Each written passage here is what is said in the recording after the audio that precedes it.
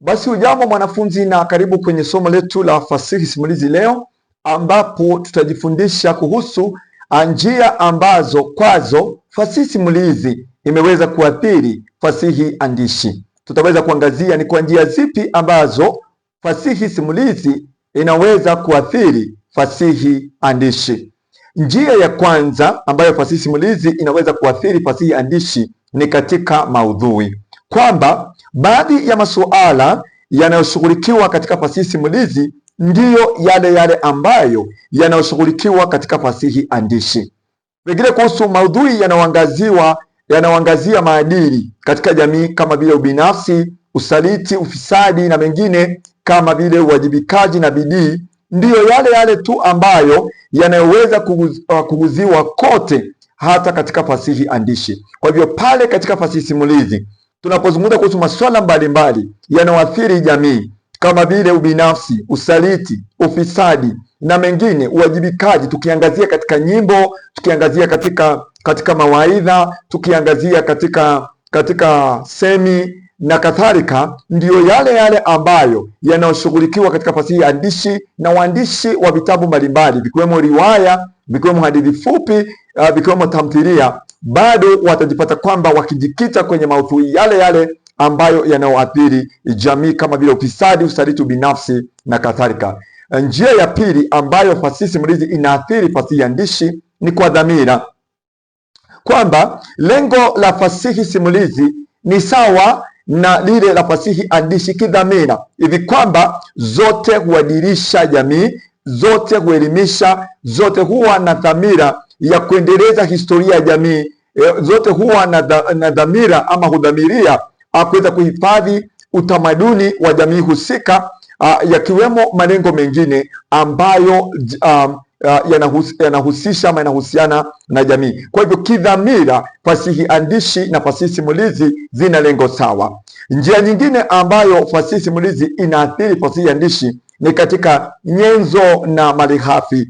Nyenzo na malighafi, kwamba zote hutumia nyenzo ama malighafi sawa, kama vile lugha, kwamba katika fasihi simulizi tunasema kwamba tunaweza kuwasilisha ujumbe unamhusu binadamu kwa lugha inawasilishwa kwa njia ya mdomo moja kwa moja.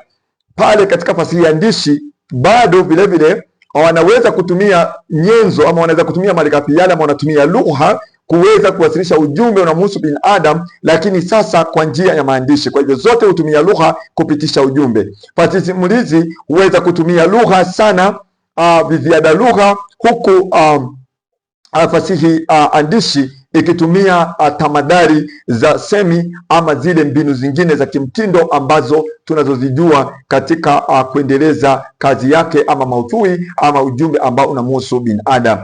Njia nyingine ya nne ni hali ya usimulizi, kwamba tunasema kwamba msingi wa fasihi simulizi ni masimulizi ama ni usimulizi. Kwa hivyo baadhi ya kazi za fasihi andishi zina masimulizi vilevile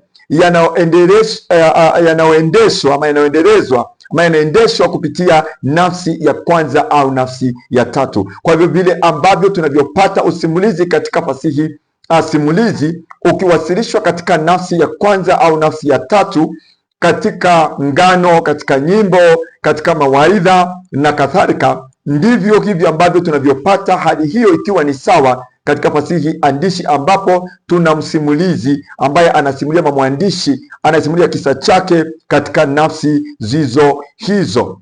Jingine ni kwamba ni katika ile hali ya utendaji, kwamba fasihi simulizi ni tendi. Fasihi simulizi ni tendi, na vivyo hivyo kuna baadhi ya vipera vya fasihi andishi ambavyo vinachukua utendaji ule, kama vile tamthilia. Ukitazama tamthilia za Kiswahili utakuta kwamba zina utendaji, zimenuiwa kuigizwa kwenye jukwaa. Kwa hivyo vile ambavyo tulivyo na uigizaji na utendaji katika fasihi simulizi, ndivyo ambavyo vilevile tuna utendaji katika fasihi iliyoandikwa, hasa katika kile kipera ama ule utanzu wa tamthilia katika fasihi iliyoandikwa. Na mwisho ni kwamba fasihi simulizi inaweza kuathiri fasihi andishi kifani, kwamba tunapozungumza kuhusu kile kipengele cha fani, yani tunazungumza kuhusu ploti, kwamba fasihi andishi imechukua fani ya mtiririko wa vitushi kutoka kwa fasihi simulizi, kwamba kazi za fasihi andishi huwa na muwala sawa na fasihi simulizi kutoka mwanzo hadi mwisho, ule muumano wa matukio kutoka tukio moja hadi jingine. Pili ni wahusika, kwamba fasihi andishi hivi leo hutumia wahusika walioachiwa fasihi simulizi kama vile wanyama, mazimwi, tuna mizimu na hata mimea na kadhalika. Kwa hivyo unakuta kwamba uvumbuzi wa maandishi umepelekea aina hizi za fasihi kuadhiriana kiwahusika, kwamba wahusika waliotengewa fasihi simulizi hapo awali kama vile mazimwi, miti, mawe na viumbe vingine ambavyo visivyo na uhai, sasa wahusika hao wameweza kupata nafasi yao katika fasihi ambayo iliyoandikwa, kwamba wale wanaoandika fasihi andishi wanahusisha viumbe vile ama vifaa vile na vitu vile kama wahusika wao katika kazi zao. Tena tumeweza kuona fani kile kipengele cha nyimbo, kwamba mtambaji wa ngano kwa kawaida huweza kutumia nyimbo, na ilikuwa ni mojawapo ya njia ya kuwasilisha ngano, ya kuhusisha hadhira ama kuihusisha hadhira kwa kuhusisha nyimbo katika utambaji wa ngano, hasa katika fasihi simulizi. Lakini tunaweza kuona kwamba vilevile kazi nyingi za fasihi andishi sasa zimekumbatia nyimbo, na tunaweza kuona kwamba kazi kama vile riwaya nyingi na hadithi fupi zinaweza kushirikisha matumizi ya kipengele hicho, kwamba katikati ya hadithi ama katikati ya riwaya unapata kwamba kuna wimbo ambao uliopatikwa pale na ambao hadhira ama wasomaji wanahitajika kuimba kama jinsi ambavyo ilivyofanyika katika fasihi simulizi. Katika fani, kipengele kingine ambacho kimeathiriana ni fantasia, kwamba fantasia kwa upana hupatikana katika baadhi ya ngano, pale ambapo unawatoa wahusika wako wa hadhira katika ulimwengu wa uhalisia na kuwaingiza katika ulimwengu wa hadithi, ambapo wanaweza kufanya nini? Wanaweza kuwaza na kuona mambo katika hali isiyo ya kawaida. Kwa hivyo katika ulimwengu wa fasihi andishi kuna baadhi ya riwaya sasa na tamthilia, hata hadithi fupi ambazo zina mandhari ambayo ni ya kudhaniwa, siyo ya uhalisia ama yale ambayo tunaweza kusema kwamba ya kifantasia. Na mwisho ni kwamba safari, motifu ya safari ni kipengele kikubwa ambacho kinapatikana katika fasihi simulizi pekee kama ngano, lakini kwa sasa tunaweza kuona kwamba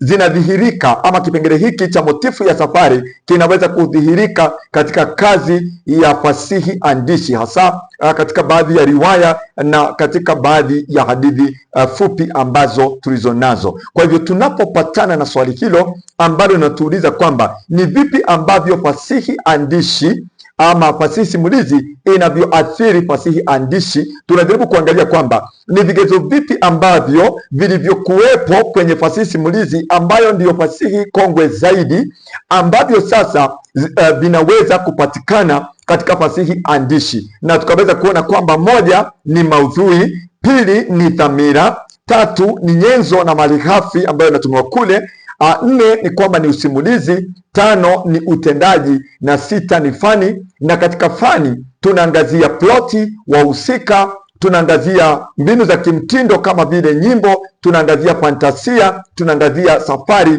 motifu ya safari na kadhalika. Kwa hivyo swali hilo kumbuka kwamba linaweza vilevile kuulizwa kwamba ni vipi ambavyo ngano za fasihi simulizi zinatofautiana na riwaya, kwa mfano ya Nguu za Jadi. Kaulizwa swali kama hili kwamba ni vipi ambavyo ngano za mazimwi zinatofautiana na hadithi ama zinaathiriana, ni vipi ambavyo ngano hizi za fasihi simulizi zinavyoathiriana ama zinavyoathiri kazi ya fasihi iliyoandikwa kama vile riwaya Nguu za Jadi, kama vile hadithi fupi za Mapambazuko ya Machweo na kadhalika. Swali litakuwa ni lile lile la kuangazia vipengele ambavyo vimehamishwa moja kwa moja kutoka kwa fasihi simulizi hadi kwa fasihi andishi. Naam.